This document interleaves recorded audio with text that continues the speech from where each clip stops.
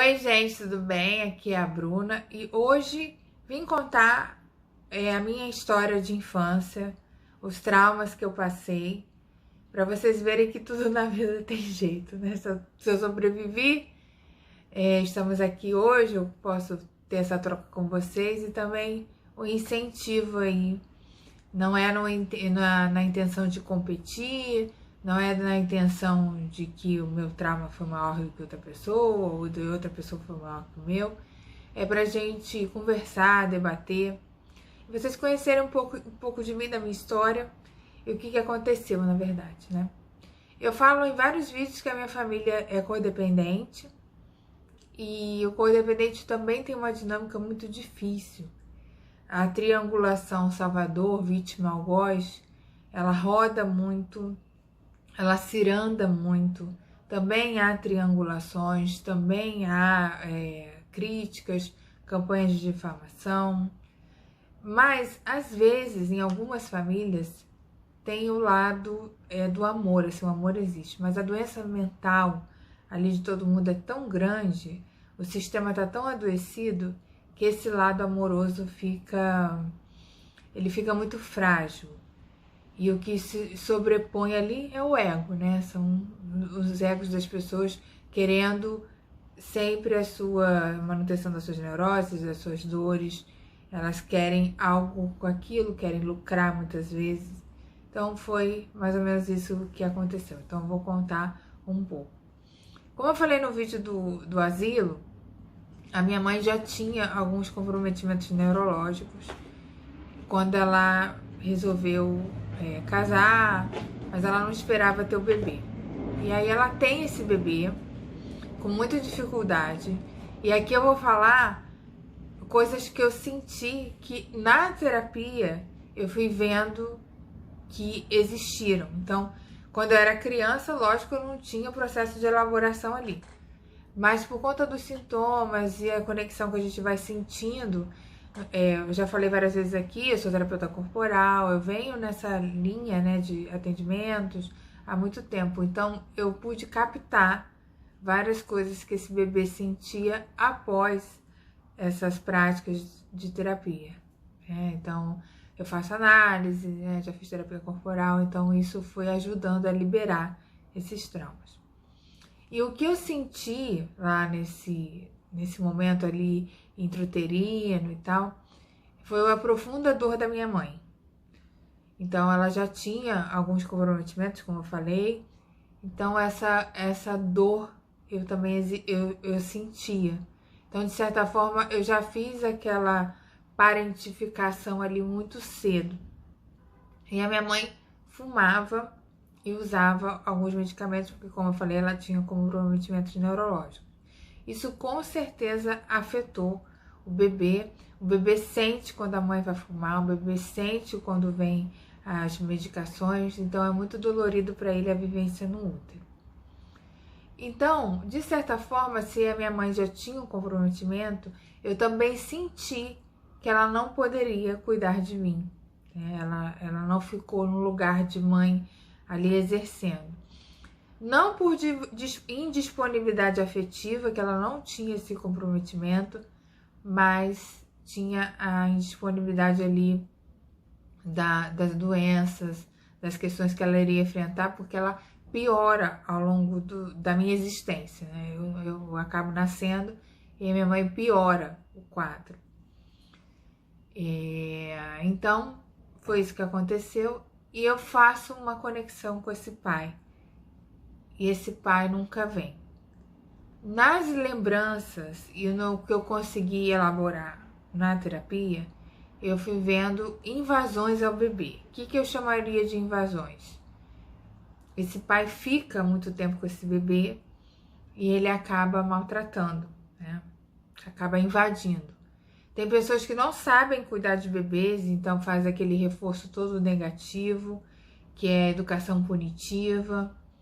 E eu já era um bebê mais sensível, sou uma pessoa mais sensível. Então, o jeito de cuidar não foi ajustado. Bruno, como é que você lembra disso? Eu sei, gente, o meu corpo, esses enegramas estão todos aqui. E eu trabalhei com bebês, que ironia da vida, né? Eu trabalhei com bebês, quem não sabe, eu fui terapeuta corporal de crianças autistas e sindrômicas por mais de 10 anos. Então eu cuidei de muitos bebês. Então eu sentia, né, a ressonância ali. Se eu fosse mãe, eu também provavelmente ia experimentar essa sensação. Então se você é mãe, talvez você experimente assim, que o que seu bebê viveu, você também não foi acolhido. Então o que você está dando de amor para ele, talvez você não tenha sido acolhido. Então do lado da mãe, eu não senti essa desvinculação de afeto. Mas do lado do pai, sim. Tinha impaciência, tinha invasões, tinha brutalidade com comida, talvez alguns abusos verbais ali, mas era um pai que nunca chegava. Então era um bebê que eu chorava porque queria a presença desse pai, e esse pai estava sempre impaciente ou cansado, ele não, muito bruto nos cuidados. Então eu começo a ficar ali na tentativa de autorregulação. Isso gerou consequências que eu fui ver muito mais tarde na terapia energética, questões de doação de amor, né, para esse pai, que eu tive que cortar esses laços energéticos para não ficar energia presa. Eu falei um vídeo aqui sobre você não tá vivendo na sua energia, um vídeo logo abaixo desses. Então eu fiz esse chamado de querer a presença do pai, já que eu não tinha mãe.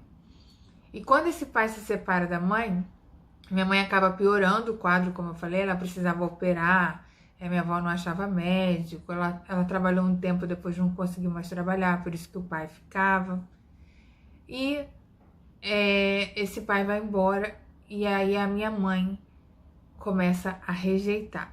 Ela rejeitou consciente, Bruna fez de propósito. Eu acho que ela já sabia que ela não ia conseguir cuidar. Então, ela ficou muito sentida com a separação. Acredito que ela até não esperava, mas ela não consegue cuidar de mim. Então, eu fico com a avó. E a avó era uma codependente clássica, o Salvador. Ah, Bruna, mas não é bom ter o Salvador? Não era bom você ter alguém para cuidar, já que seu pai não estava disponível e sua mãe, né, já doente? Sim, mas o Salvador ele cobra, né? Ele dá, mas também ele vai cobrar. Então eu virei a filha-função, já fui totalmente invertida. Essa mãe acaba passando por cirurgias no cérebro, né? Como eu falei.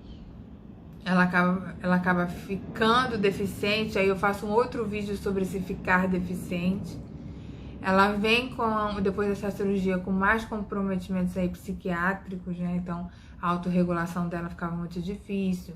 Era uma pessoa extremamente impulsiva, era uma pessoa extremamente ansiosa, que acabou a minha infância inteira me obrigando a fazer coisas. Então, do tipo, tudo que era neurótico para ela, que ela cismava de fazer, eu tinha que executar. Os cuidados dela, como eu falei, era deficiente, então ela ficava na cama, a gente tinha que dar água, dar comida e tal. Ela tinha uma mínima autonomia com a mão direita, ela por um tempo conseguia sentar na cama, mas tudo era dado, gente. Todas as refeições, levar no banheiro, ou então depois que ela foi piorando o quadro, né? Levar o banheiro até ela. E era uma pessoa que gritava muitos dias. É como se ela tivesse uma crise de ansiedade e ela começava a gritar muitos dias. E a consequência desses gritos, dessa exacerbação de ansiedade, essa crise, né? Eu estou chamando de crise de ansiedade porque ela nunca teve nenhum diagnóstico, porque a família se recusou a tratá-la adequadamente. Eu, quando fui para a área terapêutica, queria tratar, mas aí ela também se recusou, então eu ficava uma força apenas do sistema, né? Não domina o sistema. Então, eu também ficava impedida de certa forma. E aí, me perdi. Aí, essa avó começa a tomar conta de mim. Minha família tinha um padrão, assim, de classe média, então não faltava as coisas. Depois eles foram perdendo muito e a gente já passa por dificuldades. Então, eu tinha escola paga, mas eu sentia que eu não tinha liberdade para colocar o meu ser. Eu ia caber naquela família se eu fosse a filha função. E qual era a função que eles me colocaram? Cuidar da minha mãe e trazer renda para essa família. Então a aposta deles é que eu estudasse, crescesse, né? Estudasse, trabalhasse e continuasse sustentando. Então todas as formas de liberdade e de autonomia, elas foram retiradas. Então eu já não podia brincar, eu tinha muito medo assim das pessoas, porque a vida já era muito difícil em casa, imagina na rua. Eu falei, né, eu quebrei os dentes e isso não foi visto, então isso também é uma castração. Eu quebrei os dentes com 5 anos e não fui levada no dentista, então isso também foi uma castração, uma ideia de deixá-la feia para não arrumar um namorado, né? Isso é um processo inconsciente, mas estava ali. Então eu começo a crescer também com muitas dificuldades na escola, que a gente chama lá na psicomotricidade de dificuldade de aprendizagem. Então eu tive dificuldade de me alfabetizar, tive dificuldade dessa socialização na escola. Então eu sofria inúmeros bullying e eu era muito magra. E eu sofria inúmeros bullying, inúmeros, assim. Foi a minha vida escolar inteira sendo xingada na escola, maltratada na escola. Tinha tinha um grupo que depois, com 12 anos, eu fiquei nesse grupo, a minha vida escolar, assim, o restante. Mas esse grupo eu era, assim, o que sobrava, né? Eu era o que sobrava, tinha atenção. Então, se ia para uma festa e a festa podia convidar 5, eu não ia, mas se sobrasse uma vaguinha, então eu fiquei muito tempo nessa dinâmica e já me sentia ferida ali. Mas como a gente aprende a mendigar amor no espaço original, a gente também aprende a mendigar amor na rua. Não é uma coisa assim de atração, eu não acho que seja uma atração, você tá atraindo pessoas ruins para sua vida. Eu acho que a gente tolera, porque a gente não consegue ver o nível amoroso se conectar. A amorosidade é feita por atitudes, a gente não tem parâmetro, então a gente tolera. E também ficar sozinha muito tempo na escola, isso também enche o saco, né? E eu tinha alguns comprometimentos físicos, então eu tive dermatite atópica. Para quem não sabe, as dermatites têm a origem psicossomática lá na depressão e numa separação dos pais muito mal feita, né? Muito mal elaborada pela criança. Então eu tinha na pele, eu tenho a pele até hoje é uma pele diferente, assim, não no rosto, mas de resto deu. Então eu tenho tinha muita dermatite atópica, isso quando eu comecei a fazer terapia sumiu. Tinha muita dermatite atópica, era muito magra. Diziam que era muito feia, mas depois eu fui olhar as fotos e eu ficava, gente, como é que diziam que essa criança era feia? Não era uma criança feia. Mas era muito magra, muito tímida. Precisava de um tempo para fazer as coisas muito maior. Então a minha aula de arte, assim, todo mundo já estava desenhando, eu ainda estava desenhando, mas aí eu desenhava bem. Mas eu fui muito castrada, sabe, gente? Tudo que era de liberdade, eu era muito castrada. Eu era muito culpabilizada pelos amiguinhos que eu arrumava. Então, se alguma coisa não dava certo na relação, era que eu era culpada. E, voltando lá para casa, a minha mãe sofreu inúmeras internações com muita piora do quadro. Infelizmente, não levaram ela para o hospital psiquiátrico, né, que seria a melhor condução ali. Mas levavam ela para o hospital normal, como se ela tivesse passado mal e tal, tava com dor de cabeça. Então eu desde cedo vi essa mãe ser levada para o hospital. Você imagina uma criança, né? Com a mãe sempre levando para o hospital. A minha avó não tinha nenhuma papa na língua, assim, de proteger do que estava acontecendo. Ai, vai morrer. Ai, não sei se volta. Ai, tá no CTI. Então a criança também perdia essa mãe. Então eu não fui muito para a vida nessa fase escolar, porque eu sabia que podia perder a mãe. E sem a mãe talvez eu me desestruturasse mais, porque eu tinha uma relação com a minha mãe forte, né? Então, por mais que tudo, eu tenho esse vínculo afetivo. Ela fez o vínculo afetivo, ela realmente gostava de mim, mas ela não conseguia, né?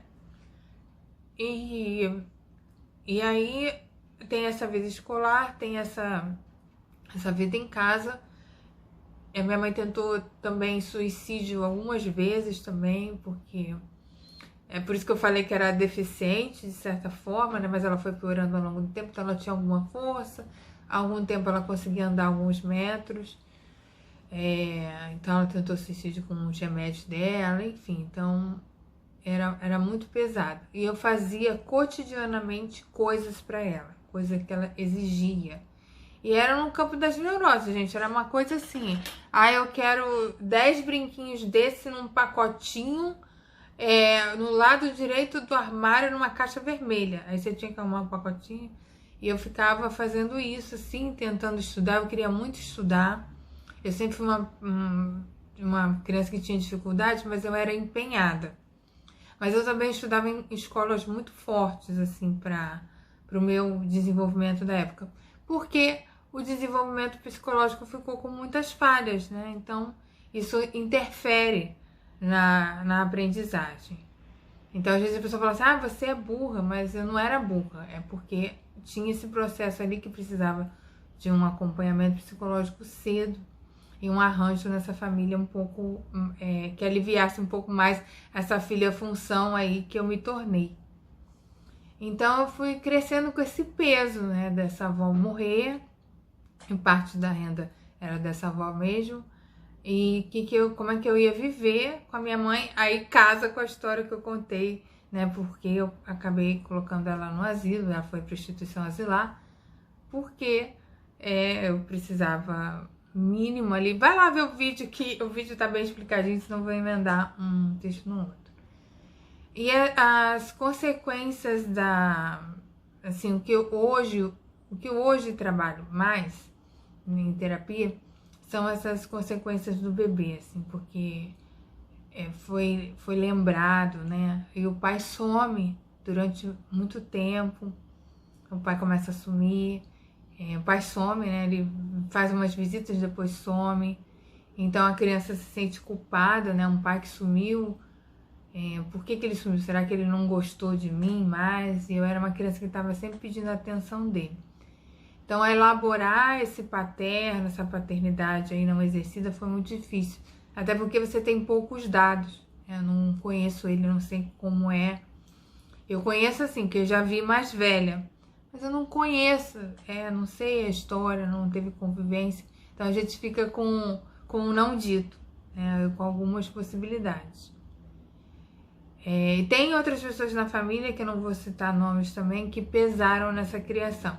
No início, quando criança, teve uma tentativa de ser bons comigo. Como eu falei, família codependente. Mas depois que não conseguiam dominar, aí vem toda, né, a violência psicológica ali, toda a violência moral em cima. A minha avó cuidava, né, como salvadora de outras pessoas, aí não vou me estender, porque vocês podem imaginar, mas também foi pesado, assim, a convivência. Porque eu era sempre aquela que tinha que fazer coisas, tinha muita responsabilidade, eu não podia sair, eu não podia ter amigo. Quando eu comecei a ter namorado foi um inferno, né? Porque era a distração, ainda estava saindo ali do protocolo. Mas eu sempre tive muita responsabilidade com a minha mãe. Isso eu sempre vi que ela precisava de ajuda. Mas o prejuízo, a forma que foi colocado isso, muita inversão, prejuízo de você sempre ter que cuidar. Quando eu vejo esses vídeos assim da pessoa cuidando, as pessoas não sabem o quanto a gente fica destruído. E uma criança, ela precisa ser cuidada.